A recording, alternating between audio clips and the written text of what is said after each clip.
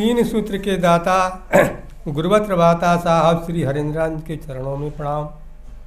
ज्ञान की गंगोत्री बहाने वाली सख स्वरूपा ममतामयी नीलम दीदी आनंद, जो कि विपत्ति में साथ देने वाली, उनकी आपके चरणों में प्रणाम। गुरु की दया हुई, साहब दीदी के आशीर्वाद से आज मुरकौल गांव की पावन पवित्र धरती पर एक आध्यात्मिक परिचर्चा गुरु भाई संत जी के माध्यम से रखी गई है, जिसमें गुरु भाई गुरु बहना अपना बहुमूल्य समय का योगदान देकर इस परिचर्चा में आने का कष्ट किया। उन गुरु भाई उन गुरु बहना को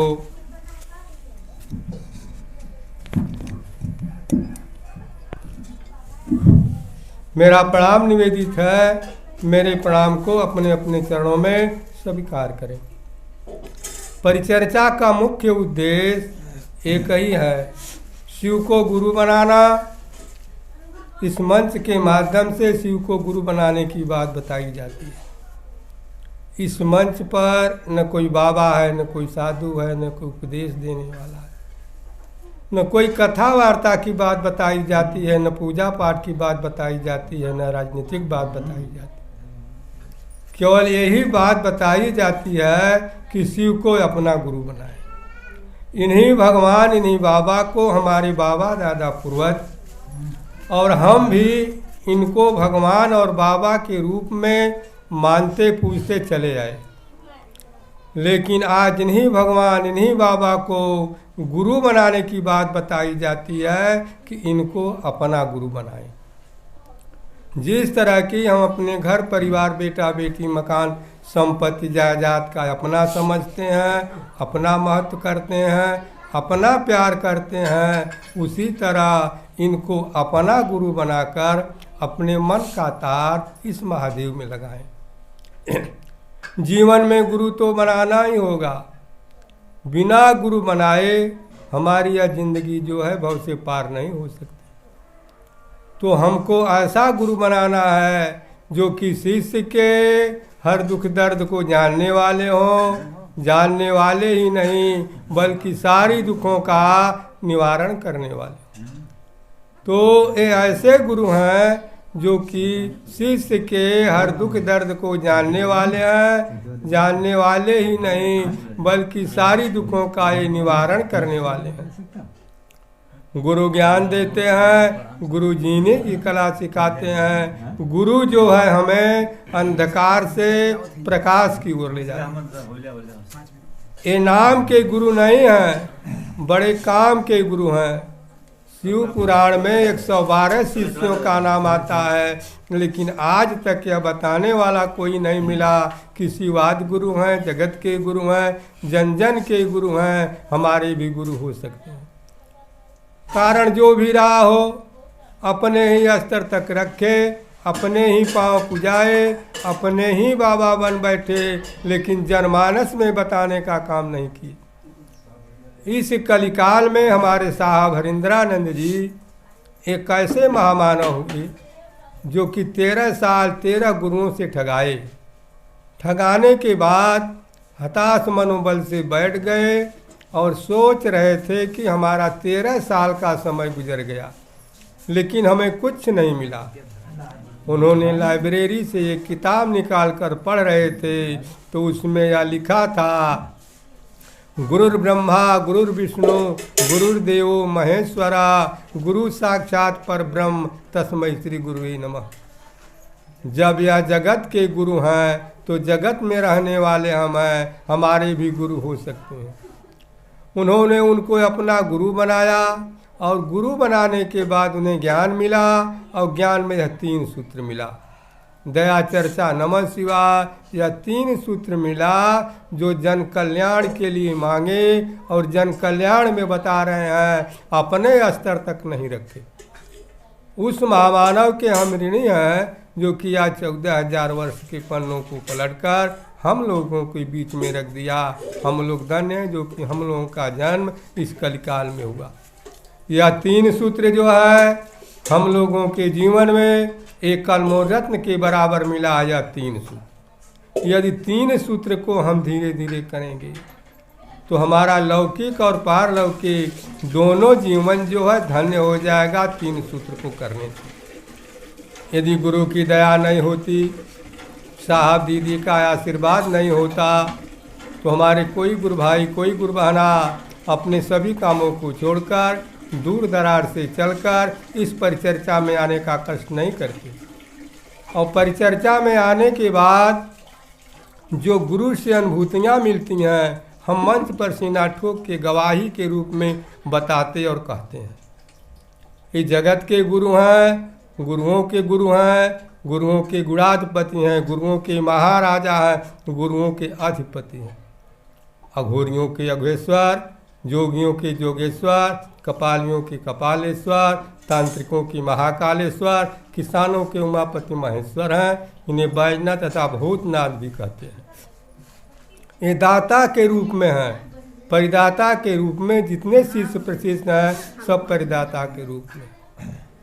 यदि जगत की माँ नहीं होती, कोई गुरु बहना माँ बनने की अधिकारी नहीं होती। यदि जगत के पिता नहीं होते तो कोई भाई पिता बनने का अधिकारी नहीं होता।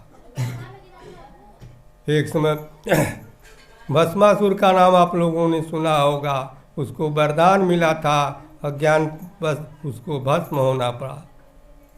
एक समय माँ पार्वती जी ओम नमः शिवाय से तपस्या कर रही थी। उधर से नारद भगवान आ रहे थे। नारद भगवान ने कहा कि माता जी आप क्या कर रही हैं? माता जी ने कही कि हम भोलेनाथ को पाने के लिए तपस्या कर रही हैं।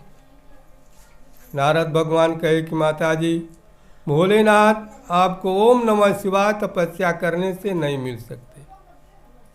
जब उनको नमः शिवाय से आप पुकारेंगी तो हो सकता है कि आपको भोलेनाथ मिल सकते हैं।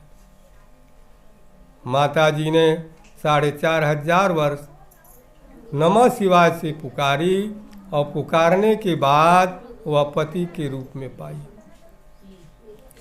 एक टिटीरी जो है समुद्र के किनारे अपना अंडा दी थी। जब समुद्र का लहर आया तो टिटीरी का अंडा जो है समुद्र में चला गया। टिटीरी जो है समुद्र से विनती प्रार्थना करती है कि हमारा अंडा दे दीजिए। समुद्र कहता है कि पता नहीं तुम्हारा अंडा कहाँ चला गया, हम कहाँ पाएंगे कि तुम्हारा अंडा देंगे।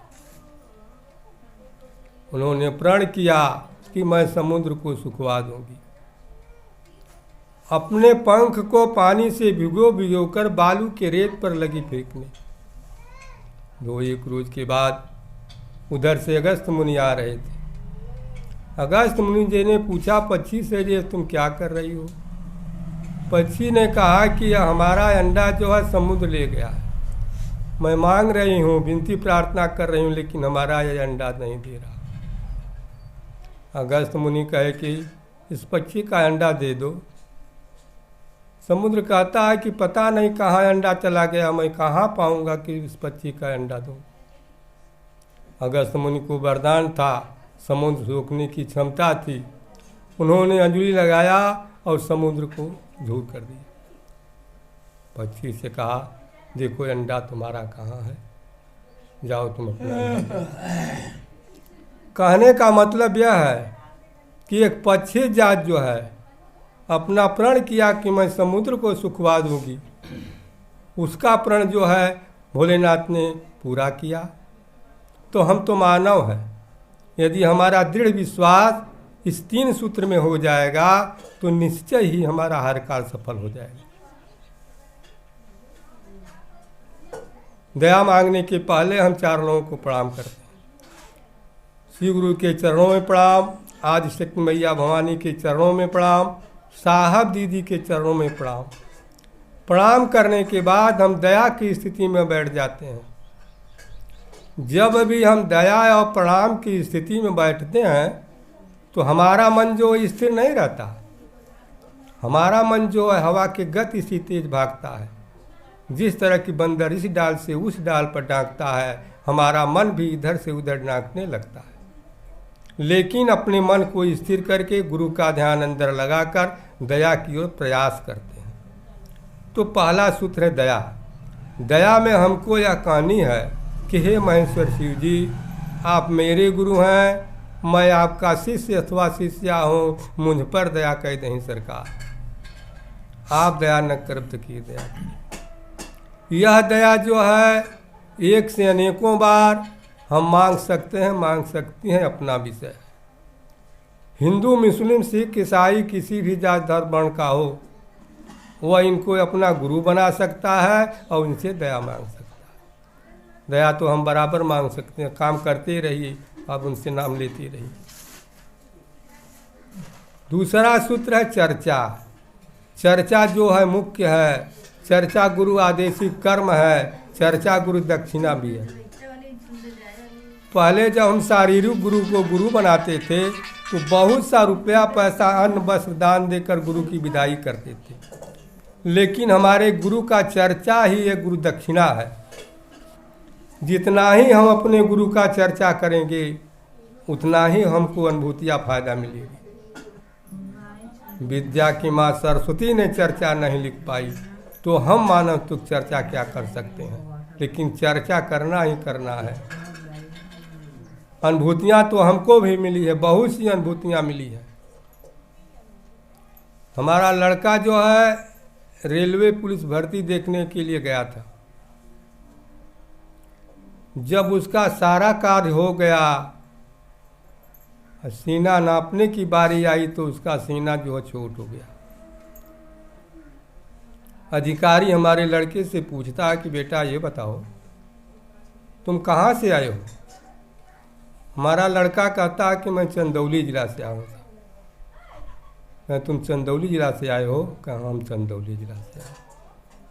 चंदौली जिला में बसकतपुर गांव है, फला लड़के को जानते हो? कहाँ से आओ? फला लड़के को हम जानते हैं, हमारे साथ पढ़े हैं साहब, रेलवे में मतलब कि नौकरी लगी है पर। तो बेटा ऐसा करो, अपना मुंह बंद करो और 50 तक गिनती गिनो। हमारा लड़का जो है मुंह बंद करके 50 तक गिनती गिना। गिनने के बाद अधिकारी ने उसका सीना नापा, सीना बढ़ गया। गुरु की दया हुई। आज हमारा लड़का जो रेलवे पुलिस में ड्यूटी कर रहा है बॉम्बे में, कल्याण स्टेशन पर। तो गुरु की दया प्रतिपल हो रही है। हमको मांगने में देर है, लेकिन गुरु की दया देने में दूर नहीं है। तीसरा सूत्र जो है नमः शिवाय। नमः शिवाय जो है शिव गुरु का पंचाक्षरी मंत्र, बीज मंत्र, मूल मंत्र, महामंत्र है नमः शिवाय। नमः शिवाय से 24 घंटा में एक बार 108 बार प्रणाम निवेदित करे के बाद। प्रणाम हम कर कहाँ पाते हैं, प्रणाम हमारा पहुँच कहाँ पाता है, लेकिन हम प्रणाम करने का प्रयास करते हैं। यदि एक बार भी हमारा प्रणाम उस गुरु तक पहुँच गया तो इस जन्म को कौन कहे, कई जन्मों तक प्रणाम करने की कोई ज़रूरत नहीं पड़ेगी। जिसके पास माला है 108 दाने का माला होना चाहिए। जिसके पास माला नहीं है 10-15 मिनट गुरु का ध्यान अंदर लगाकर नमः शिवाय से प्रणाम निवेदित करी, ओह का प्रणाम हो। अब तो साहब छूट दे रहे हैं कि एक बार में भी यदि प्रणाम हमारा नहीं होता है, गुरु का चरण अपने अंदर नहीं आता है, तो कई 10 बार 5 बार में हम जब भी हमारा ध्यान गुरु का हमारे चरण आवे तब हम प्रणाम कर लें, हमारा 108 बार हो जाएगा। साहब दीदी के संकल्पों को दोहराते हुए अपना जीवन सुखमय व्यतीत करने के लिए एक न एक दिन शिव को गुरु बनाना ही होगा। इन्हीं चंद शब्दों के साथ अपनी वाणी अपने महेश्वर श्री गुरु के चरणों में अगली परिचर्चा के लिए विराम देते हुए प्रणाम करता हूँ। साहब दीदी के चरणों में प्रणाम करता हूँ तथा परिचर्चा स्थल पर बैठे गुरु भाई गुरु बहना बालक अभिभावक दृश्य अदृश्य जहाँ तक मेरी आवाज़ जाती है पुनः मेरा प्रणाम निवेदित है। मेरे प्रणाम को अपने अपने चरणों में स्वीकार करें। हे महादेव गुरु नमः।